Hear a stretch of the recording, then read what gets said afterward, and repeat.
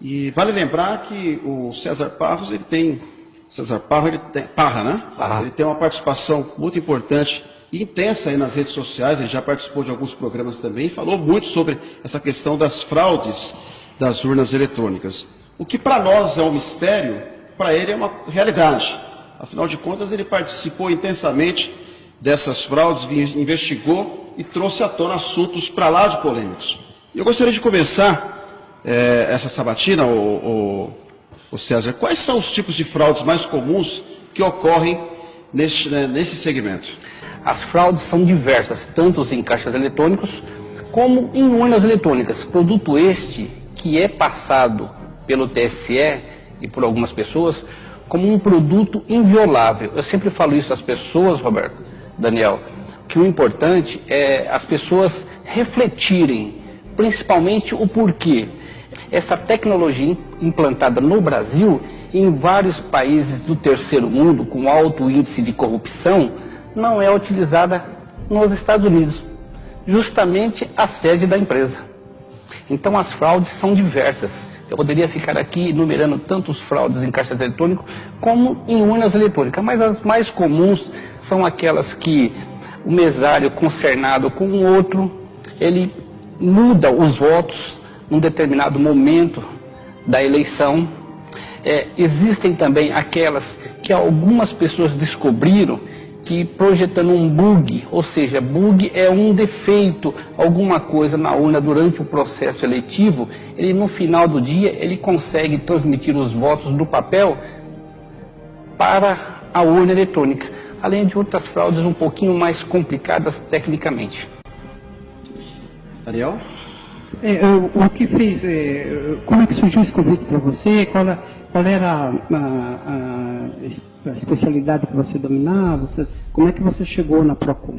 O nome completo é Diebold Procon. Na realidade, a Diebold é um nome fantasia. Existe Diebold Brasil, Procomp Comércio e Serviço, Procomp Eletrônica e outros tipos de nomes.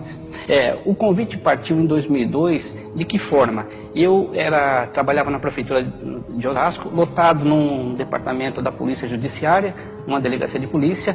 Eu ouvi uma conversa de alguns policiais que a empresa estava fazendo algumas investigações, alguns policiais realmente faziam alguns bicos relacionados à empresa, clonagem de cartão, e eu me antecipei e liguei. Foi feita uma reunião previamente, eu passei algumas situações, então eu adentrei a empresa, recebi um bom salário, eu tinha informações privilegiadas. Por quê? Porque eu estava dentro da empresa, diferente das pessoas que trabalham no TSE ou que trabalham em qualquer outro segmento ou na própria polícia. Por quê? Eu dormia com a urna e com o caixa eletrônico. Tudo o que eu precisava saber, eu tinha nas minhas mãos, não só eu como outras pessoas, Daniel. Então eram passadas essas informações para mim e eu saía a campo. Era uma situação muito fácil, porque as informações eram mastigadas, Daniel. Porque você estava dentro da empresa e lá você tinha a seu bem prazer tudo que você precisava. Os técnicos, os engenheiros, os analistas, entendeu? Então toda a informação vinha mastigada. Então era muito fácil você chegar numa situação onde havia algo ilícito ou não. Isso para iniciar um processo de investigação. Justamente. Você tinha acesso às informações para isso. Justamente, eram chamadas de sindicâncias. Perfeito, muito boa sua colocação. Eram chamadas de sindicâncias. Quando envolvia a urna ou algum produto assim que poderia trazer um constrangimento maior, ou seja, manchar um pouco a imagem, que tornou-se um vulto maior, nem se abria sindicância. Era tudo feito de forma verbal, ou seja, César vai a campo, colhe o máximo de informações possível, traga para dentro da empresa e nós tomaremos as decisões cabíveis. Muitas vezes isso me chocava. Por quê? Porque as decisões deveriam ser tomadas de que forma, Daniel? Isso não é uma denúncia, mas é uma coisa para que as pessoas fiquem bem claras. Quem tem que investigar crimes não é o César Parra, nem a Diebold, nem qualquer outro órgão civil, e sim a polícia judiciária. E muitas vezes isso era omitido, justamente para quê? Para que a polícia não chegasse a certas situações e trouxesse algum arranhão na imagem da empresa. A fraude na parte eletrônica, ela só acontece por duas situações. Pelo aquilo que eu observei em todo o tempo que eu trabalhei da empresa, colhendo o máximo possível de informações. por erro de projeção, ou seja, se houve um erro de projeção lá atrás no produto que está sendo utilizado e pela manipulação do homem. Tudo quanto é feito, existe a manipulação do homem, tudo torna-se 100% inseguro. Não existe nada 99% seguro, ou 1% seguro. Ou é seguro 100% ou não é seguro. Com relação às eleições, a urna ela não é fiscalizada como ela deveria ser na parte de segurança operacional, não em parte de situação dentro da empresa. Ou seja, muitas pessoas tiveram acesso, muitas pessoas, e o TSE, para as pessoas terem mais conhecimento, o Daniel, o Roberto, o que ocorre? Ele manipulou tudo, ou seja, tudo é o TSE que julga. Se você tentar descobrir uma fraude nas urnas, não adianta você procurar a Polícia Civil. Você tem que procurar a Polícia Federal encaminha para o TSE, aí o TSE vai julgar para ver se tem fraudes. Com relação às fraudes a presidente, eu trabalho com números. O que ocorre? Uma das informações que um dos analistas me passou, o Roberto, o Daniel, é que o eleitor não percebe isso. Justamente o que é? Se você puxar, Roberto, as eleições sempre utilizadas pela urna eletrônica, é sempre na média 5% de brancos, 5% de nulos e 20% de faltosos. Como se alguém soubesse, Daniel, Roberto, que daria esse percentual. É a média 23, 18, mas a média é 20%. Você imagina que isso possa ser programado? Olha, eu vou falar uma coisa para você. Eu trabalho com coisas concretas, porque indícios é o que mais existe. O que ocorre? É importante que você fique sabendo disso. Coincidências existem, perfeito ou não? Em uma urna, 2 urnas, 3 urnas, mas em 389 mil urnas, é coincidência?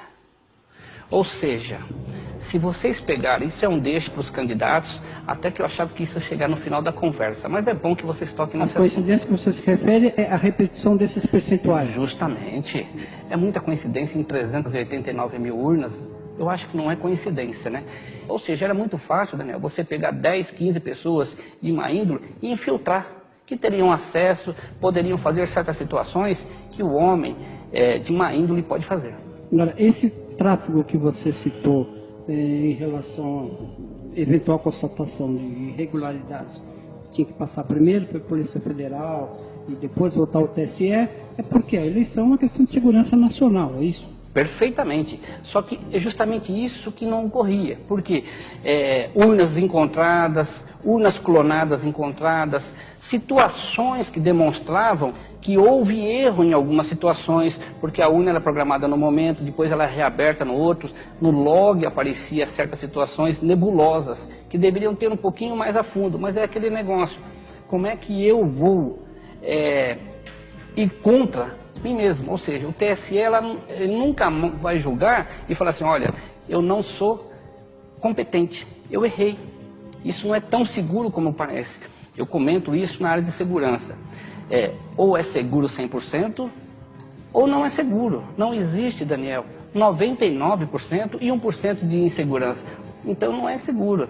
Você veja bem, há poucos dias atrás, o TSE, sempre próximo das eleições, ele lança uma situação para que alguns técnicos vão lá, convidados, tentar violar as urnas, perfeito? Só que ele priva essas pessoas de certas situações. Vai até aqui, daqui para frente não vai mais. Agora você imagina uma pessoa que trabalha dentro de uma empresa, que ele dorme com a urna, ele fabrica a urna, ele quebra a urna, ele está 24 horas com a urna, ele está 365 dias com a urna. Não apenas 4 ou 5 dias, como o TSE pede. Entendeu? Eu sempre faço isso com os meus amigos. Pega uma urna e dá para uma pessoa e fala assim, ó, fica aí 5 meses, 6 meses, depois você tenta fraudar. Não privar. Então, realmente, a gente passou a acreditar que a mentira é verdade. Aproveitando exatamente esse teu conhecimento nessa área de urnas eletrônicas, inclusive com as empresas que o senhor trabalhou, o senhor tem conhecimento de alguém que tenha se beneficiado com essas fraudes politicamente falando? Se você pesquisar um pouquinho mais, se você procurar, o seu internauta vai observar que na parte do Nordeste, algumas pessoas nas pesquisas não iam ganhar nunca. Nunca. Porque a diferença era muito grande, porque a pesquisa sempre dá 4 para cima, 4 para baixo. Agora, 20 para cima e 30 para baixo e a pessoa ganhar com a diferença tão grande, é muito difícil. Eu acredito que lá na região Norte e Nordeste, essa fraude, essa manipulação é mais comum do que aqui na região Sudeste, é isso? Sim, pelas informações e pelos relatos e pelas situações que chegavam a mim, realmente, citar o estado da Alagoas. Esse eu acho que é o principal foco, entendeu? Que realmente chamava a atenção. Por quê? Porque os candidatos lá não teriam chance nenhuma e ganharam. E há algumas situações de urnas quebradas, de urnas que pararam de funcionar de repente, depois voltavam, de situações que puxavam, olha, essa urna foi aberta 2 vezes antes e não poderia, o relatório está constando. Porque queira ou não queira, a urna é que nem uma caixa preta. Toda vez que você manipula ela fora daquilo que é dos padrões normais, ela registra. Então registrava. E o que ocorria? Pouca gente sabe. Mas quando uma urna quebrava ou apresentava um defeito, algumas voltavam para a empresa. E lá eles me chamavam. Muitas vezes, sigilosamente, porque tinha outros funcionários. Mas eu sempre tinha um funcionário que era meu amigo, que era meu confidente, e que era a pessoa que passava informações. Então ele me mostrava, César, isso aqui não está correto. Eu falei, por quê? Porque olha bem, olha essa situação. Então isso me chamava a atenção. Eu relatava isso para os meus superiores e muitas vezes era um pedido para mim não continuar. Mas como eu sou curioso de nascença, mesmo às vezes os meus superiores não sabendo, eu continuava a investigar. Porque antes de ser funcionário, eu sou um cidadão, eu sou um eleitor.